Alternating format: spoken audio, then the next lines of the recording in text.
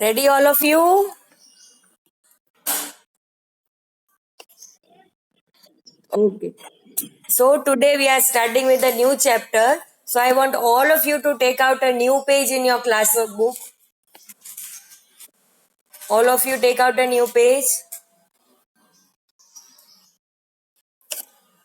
Write today's day and date.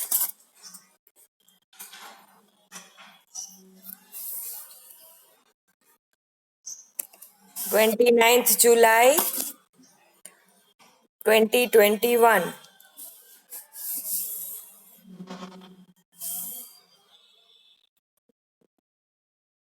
Then give the title Chapter 4. The name of the chapter is Rajput Age. This is your new page of the classwork. And here you will write day and date. Then give the title Chapter 4. Name of the chapter is Rajput Age. Below that, write the instructions, new words. और उसके नीचे लिखोगे number 1, जो कि जैसे जैसे आएंगे मैं आपको लिखवाऊंगी. All of you, are you ready up to this? Day, date, chapter 4, Rajput Age. Instructions, new words, number 1. इतना लिख लिया सब लोगों ने? Okay, shall I share the textbook now? Okay, here comes your textbook. 7th standard. Can you all see the textbook, students?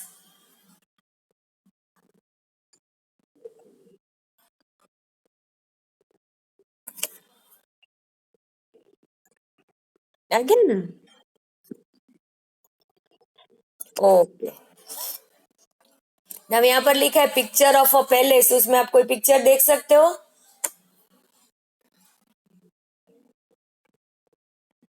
तो वो थोड़ा इसमें प्रिंटिंग मिस्टेक है. यहाँ पर एक पैलेस का पिक्चर ड्रॉ किया है. चलो, shall we start? Okay. Now, if you remember in the first chapter, we learned about two big states. And which were these two big states? याद आ रहा है किसी को?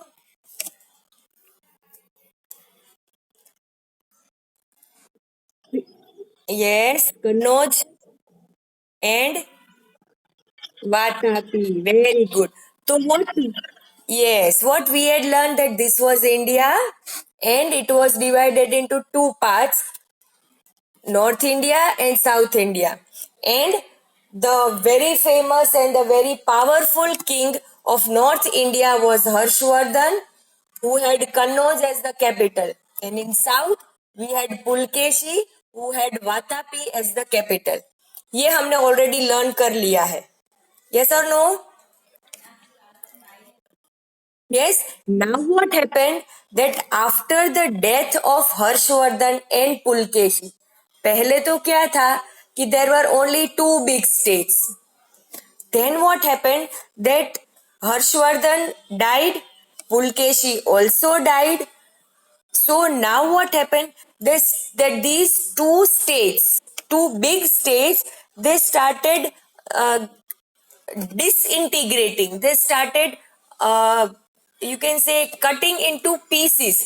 धीरे धीरे ये जो वातापी है उसमें छोटे छोटे और किंगडम बनने लगे.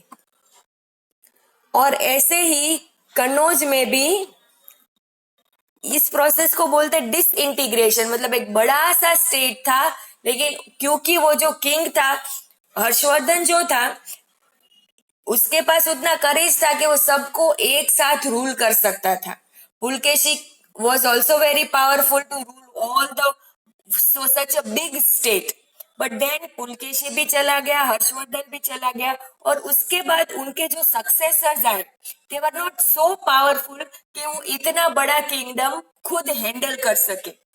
तो इससे क्या हुआ कि धीरे धीरे the kingdom started getting disintegrated, it started getting divided, और ऐसे छोटे छोटे छोटे स्टेट्स बनने लगे in India, right. So now what was the picture of India? अभी इंडिया कैसा दिखता था? सपोज दिस इज इंडिया, तो ये एक किंगडम, ये दूसरा किंगडम, ये तीसरा, ये चौथा, ऐसे इंडिया में टू बिग स्टेट्स के बदले so many small small states हो गए। समझ में आ रही है बात ऑल ऑफ यू? अब ये छोटे छोटे स्टेट्स कैसे बने? सपोज देखो, मैं आपको एक एग्जांपल देती हूँ। हमें पता है कि हर्षवर्धन का जो किंगडम था, दोनों ने, सिर्फ हम कन्नौज की बात करते हैं। Suppose if this is Kannauj, Harshvardhan was ruling over Kannauj. Okay, now Kannauj was a very big state. Harshvardhan alone could not handle whole of the state together, है ना। तो हर्षवर्धन ने क्या किया था कि पूरे कन्नौज को छोटे छोटे एरियाज में डिवाइड कर दिया था, और हर एक एरिया का एक एक ऑफिसर रख दिया था।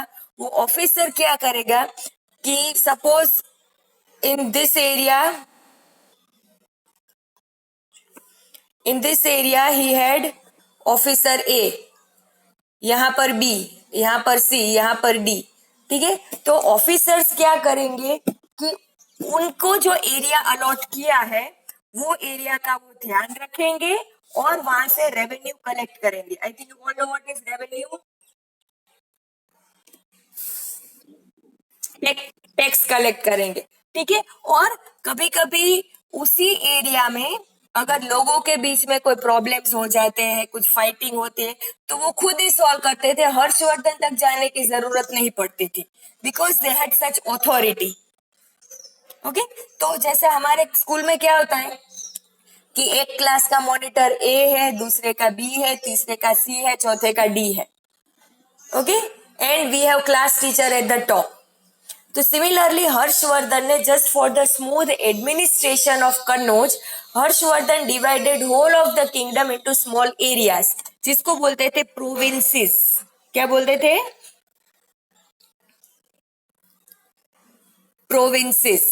ओके, तो छोटे छोटे प्रोविंसेस बना दिए और हर एक प्रोविंस का एक ऑफिसर बना दिया जो उसके अपने खुद के प्रोविंस का ध्यान रखेगा, ठीक है। अब हम जिसको वर्ड बोल रहे हैं ऑफिसर, एक्चुअली उस टाइम पे officer was not the word use, उसको बोलते थे फ्यूडल लॉर्ड। क्या बोलते थे? Feudal Lord. ओके, सॉरी,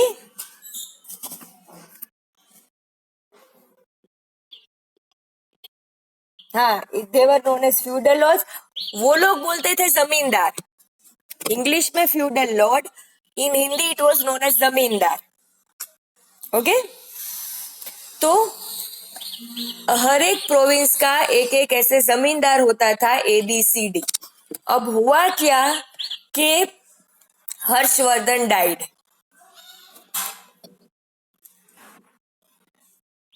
चलो पहले मुझे ये सब निकालना पड़ेगा। Okay, now what happened? Harshvardhan died. Okay, और हर्षवर्धन के बाद में जो भी XYZ सक्सेसर्स आए वन बाय वन, वो इतने पावरफुल नहीं थे कि वो पूरे किंगडम को ठीक से मैनेज कर सके। ओके, तो ये जो प्रोविंसेस थे, ये जो छोटे छोटे एरियाज थे, which were already allotted to the feudal lords, यहाँ पर ए था, यहाँ पर बी था, यहाँ पर सी था, डी था और ये ई था। तो ये फ्यूडल लॉर्ड्स ने क्या किया कि उन्होंने ये मौके का फायदा उठा लिया। अभी XYZ में तो उतनी ताकत थी नहीं कि सब कुछ ठीक से संभाल सके। तो what the feudal lords did, uh जो है वो इस एरिया का खुद किंग बन गया। वैसे भी रेवेन्यू वही कलेक्ट करता था, लॉ एंड ऑर्डर भी वही मैनेज करता था, He was looking after the area. Similarly, B became the king of this province. C over here, D over here and E over here. तो ऐसे पूरा जो एक किंगडम था, it was disintegrated into so many smaller kingdoms. Do you understand the situation? कैसा हुआ था? Okay, now what happened कि ये जो भी छोटे छोटे स्टेट्स थे, राइट, अब ये बन गए किंगडम. ओके, ये जो भी छोटे छोटे किंगडम थे उसमें जो फ्यूडल लॉर्ड था, now he became the king. अब ये जो किंग्स थे, ABCD, they were generally Rajputs, because you know Rajputs were very brave and courageous. आपने सुना होगा राजपूत के बारे में. अगर आपको पता है तो राजपूत जो है वो बहुत ही निडर होते हैं, फियरलेस होते हैं, बहुत ही ब्रेव होते हैं. शायद सुना होगा आपने, है ना. आजकल भी उनको बोलते हैं दरबार, बोलते हैं बापू, बोलते हैं, है ना. ये बड़ी बड़ी मूछें होती है और हाइट बॉडी बहुत अच्छे से होते हैं. तो after the death of Harshvardhan, the whole kingdom, whole of India was divided into small kingdoms, and most of these kingdoms were ruled by Rajputs, and this is the reason why this period is known as the Rajput age. पहले था हर्षवर्धन और पुलकेशी का as, और जैसे ही दोनों की death हो गई, then started the Rajput age. Am I very clear? And Rajput age में क्या क्या हुआ, that is what our chapter is based on. समझ में आ रहा है सबको? ठीक है, तो are you all clear with the introduction of the chapter? क्या पढ़ने वाले हो पता चल गया? ओके, एनीथिंग यू, किसी को कुछ पूछना है तो पहले पूछ लो. ओके, चलो let's do the reading part. Parimal was watching a historical serial on TV in which he saw a palace. Now there is a boy whose name is Parimal. Parimal एक हिस्टोरिकल सीरियल देख रहा था, ठीक है. कुछ रामायण महाभारत देख रहा होगा, या रानी लक्ष्मीबाई देख रहा होगा, या तेनाली रामन देख रहा होगा, पता नहीं. लेकिन उसमें एक पैलेस दिखा है. एक्चुअली ये पैलेस का पिक्चर है यहाँ पर पता नहीं यहाँ पर क्यों दिख नहीं रहा है. तो यहाँ पर एक पैलेस का पिक्चर है. Okay, a thought arose in his mind. Are such palaces still in existence? Who had constructed such palaces? Being curious, he went to his grandfather to get answers to this and other similar questions. तो palace देखते देखते उसको ऐसा लगा कि ऐसे palaces सच में बने थे क्या, वो आज भी है, किसने बनाए होंगे, कैसे बनाए होंगे, क्योंकि तब कोई सिविल इंजीनियर्स नहीं थे, तब कोई मशीन या मैकेनिक नहीं था, इलेक्ट्रिसिटी नहीं थी. तो how was it possible to make all such buildings? So he was just curious, he was just anxious, and so he went to his grandfather सब questions पूछने के लिए. So his grandfather told a few things like what is discussed below. अब grandfather ने क्या बोला जो हमें दूसरे पैराग्राफ में दिया है. Can you all see the second paragraph fully? Yes. Arose means came into the mind. Arose in his mind. Rise होना. Okay. Such palaces were constructed by kings in ancient times. Ancient means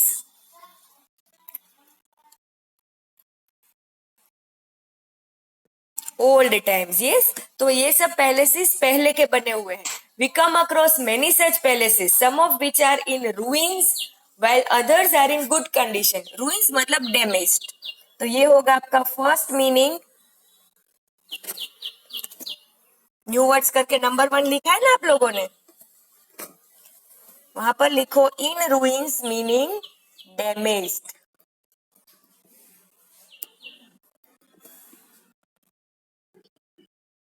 yes, in ruins meaning damaged. आप पहले लिख लो, फिर मैं इसको erase करूंगी, फिर वापस जूम इन करूंगी, then you will be able to read. Have you written all of you?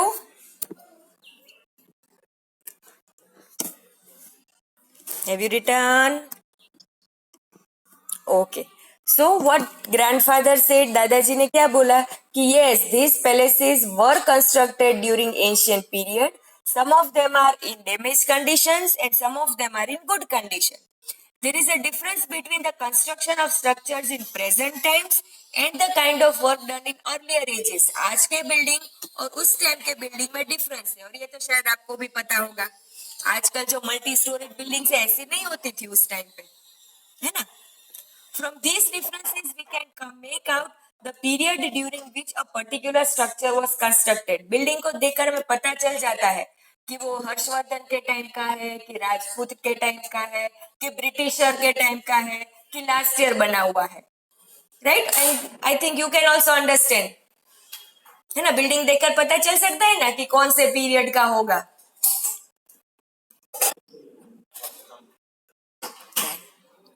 Try.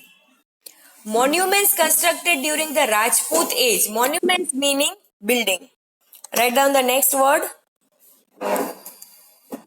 Monuments. ये monument word बहुत बार आएगा, अगले आगे के चैप्टर्स में भी आएगा. So ये याद रखना. Monuments meaning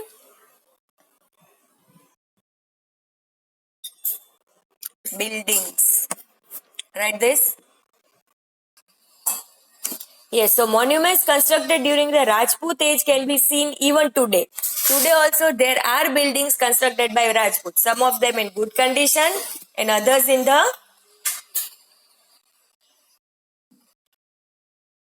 ruined status. Okay, damage.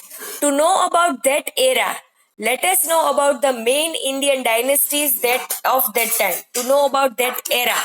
Era meaning period. Again, write down the next word. ये शायद होगा आपका number 3. Right? Era meaning period.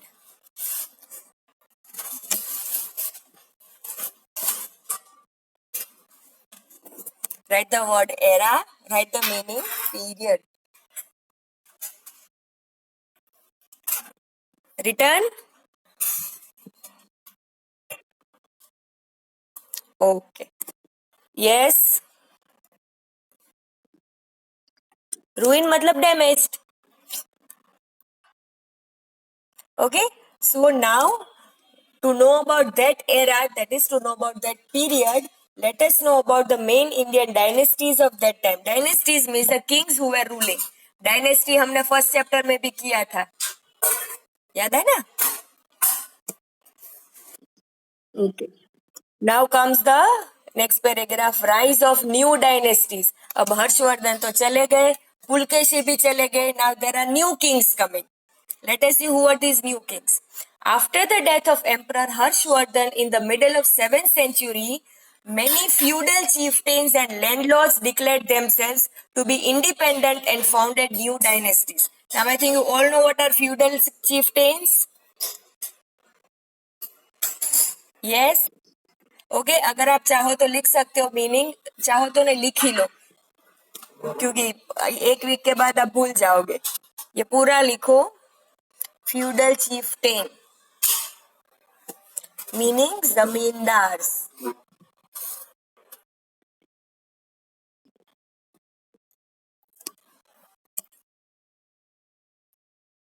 Feudal chieftains meaning जमींदार. तो यहाँ पर क्या लिखा है? Many chieftains and landlords declared themselves to be independent. मतलब अब वो हर्षवर्धन के अंडर के में काम नहीं कर रहे, वो इंडिपेंडेंट हो गए. एंड फाउंडेड न्यू डायनेस्टीज, अपने खुद का किंगडम स्टार्ट कर दिया. समझ में आ रहा है ना all of you?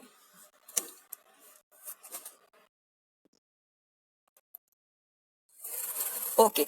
Now, after this, Harshvardhan died, Pulkeshi died, Zamindars became the new kings and they had their own kingdoms. After this, India was looking something like this. ऐसा दिखता था India during the Rajput age. Can you see this? These are the kingdoms. Any doubts in the map?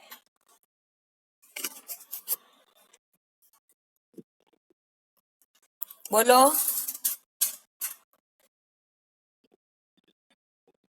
I am asking any doubts, तो आप बोल रहे हो yes madam, तो अभी डाउट तो बोलो। No doubts. अच्छा ठीक है चलो। तो ये था मैप, इंडिया का उस टाइम का map. Okay, now I am turning the page. Can you see the box, did you know वाला बॉक्स?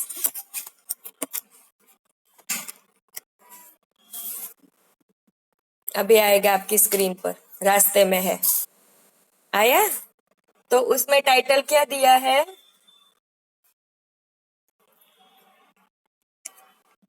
एक मिनट, 2 पेजेस चले गए। Okay, now do one thing students, just a minute. यहाँ पर देखो, एक मिस्टेक है। ये पेज 17 दिख रहा है आपको?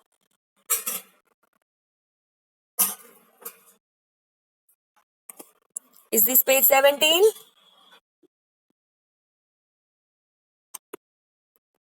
ओके, अब ये जो हमारी पीडीएफ है, उसमें पेज 17 के बाद सीधा पेज 19 है, बीच में पेज 18 है ही नहीं। तो आप लोग जस्ट वेट फॉर 1 मिनट, ये पेज 18 का पिक्चर क्लिक करके मैं आपके साथ शेयर कर रही हूँ। ठीक है, so you just need to wait for 1 minute. समझ में आ रहा है सबको? So this is your page 18. Okay, things to know. Who is a feudal lord or landlord? वैसे हमें तो पता है feudal lord कौन था और क्या करता था, है ना? But again the explanation is given. The vast empire was divided into different provinces. Provinces meaning areas. देखो यहाँ पर मैंने already लिखा है meaning, तो आप लोग अपनी बुक में यही कॉपी कर लो. Provinces means areas. Write the word provinces and write the meaning areas. Written?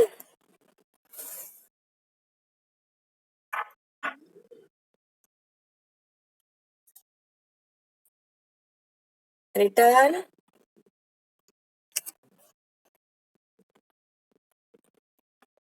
Okay. So, during the vast empire was divided into different provinces, that is 3 parts. मतलब बेस्ड ऑन अ किंगडम, अगर बहुत बड़ा kingdom है तो 3 parts नहीं होंगे, 5, 7, 10 होंगे. The person who collected the revenue of a particular province, revenue मतलब इनकम या तो टैक्स, वॉज कॉल्ड लैंडलॉर्ड और फ्यूडल लॉर्ड. उस टाइम पे बोला जाता था उसको सामंत.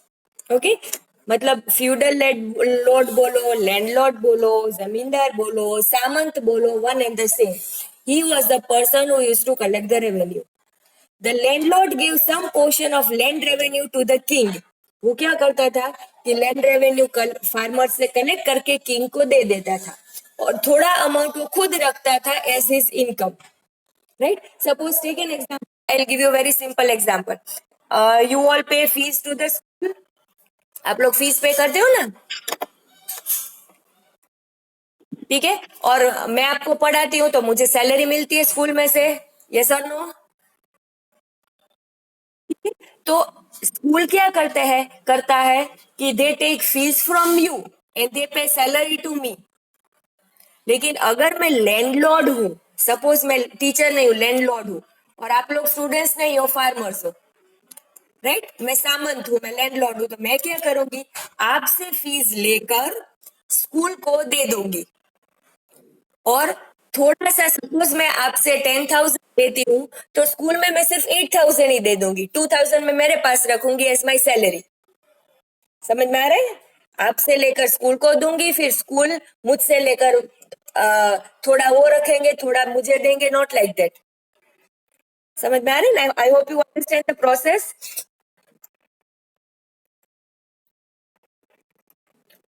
Yes. Okay,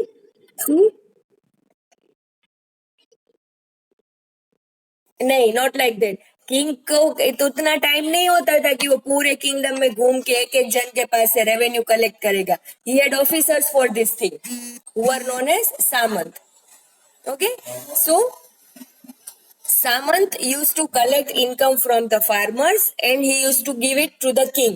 But some portion he used to keep it with himself itself as his income. देखो यहाँ पर क्या लिखा है, the landlord gave some portion of land revenue to the king, some not all, he kept the rest with him, out of which he maintained an army, बाकी का amount वो खुद रखता था, ठीक है, और वो बाकी के अमाउंट से वो अपना घर चलाता था, वो अपने वाइफ का, अपने बच्चों का ध्यान रखता था, बिल्स पे करता था, पेट्रोल भरवाता था, वॉट एवर इज, लेकिन what ever amount he had in extra, जितना उसके पास एक्स्ट्रा इनकम बचता था, तो उससे वो क्या करता था कि धीरे धीरे अपनी खुद की एक आर्मी बनाता था, सोल्जर्स को ट्रेन करता था, हॉर्सेस परचेज करता था, एलिफेंट्स परचेज करता था, वेपन्स परचेज करता था, एंड धीरे धीरे उसके पास भी आर्मी बनने लगी क्योंकि उसकी इनकम इतनी ज्यादा थी. Then he sent his army whenever the king needed help. Now कभी कभी क्या होता था कि किंग को एक बड़ी बैटल फाइट करने जाना है, किंग के खुद के पास उतने सोल्जर्स हॉर्सेस नहीं है, तो वो ये जो छोटे छोटे सामंत होते थे उससे सोल्जर्स वेपन्स बोरो करता था, और ये लोग क्या करते थे कि फ्री में अपनी आर्मी नहीं देते थे, उसका भी चार्ज लेते थे फ्रॉम द किंग, तो वापस डबल इनकम हो गई. समझ आ रहा है ना all of you? So he sent his army whenever the king needed help. In time, these landlords became powerful and feudalism, जिसको बोलते सामंतशाही, came into existence. क्योंकि उनके पास पैसा भी था, लैंड भी था, आर्मी भी था, सोल्जर्स भी था. जैसे ही Harshvardhan died, as soon as the king died, तो उनके पास वो सभी चीजें थी जो एक किंग को चाहिए थी. सो दे themselves became the king of their own province, of their own area. Do you understand the situation, all of you? Okay, so this is how the feudal lords who were once working under the king, they themselves became the king because उनकी इतनी ज्यादा income थी, उतने पास इतनी army थी, that as soon as the king died, as the successor was not powerful, they themselves became the king of their particular area. Right? So similarly, there were so many such small kingdoms in whole of India. और historians ने क्या किया, again ये जो छोटे छोटे kingdoms थे उनको दो पार्ट्स में डिवाइड कर दिया like this. These were known as the kingdoms of North India and these were known as the kingdoms of South India. समझ में आ रहा है all of you? Okay, now ये किंगडम्स के नाम हमको दिए हैं in the next paragraph. Let us see. Many dynasties came into existence. The main dynasties ruling North India were Gurjar, Pratihar, Pal, Chalukya, Parmar and Chauhan dynasties. मतलब ये जो हमने छोटे छोटे किंगडम्स बनाए ना नॉर्थ इंडिया में कौन था? ये गुर्जर किंग, ये प्रतिहार किंग, ये पाल किंग, ये चालुक्य किंग, ये परमार किंग और ये चौहान किंग, ये सभी थे नॉर्थ इंडिया के Kings. Okay, then similarly in South India, among those in South India there were Pallavas, एक पल्लव किंगडम था, Rashtrakuta, Kalyani, Chalukya, Chera, Pandya, Chola. These were the kings of South India. समझ में आ रहा है all of you? Okay, so now what we are going to do now, matlab in the next lecture first we will learn about all the kingdoms of North India and then we will learn about all the kingdoms of South India.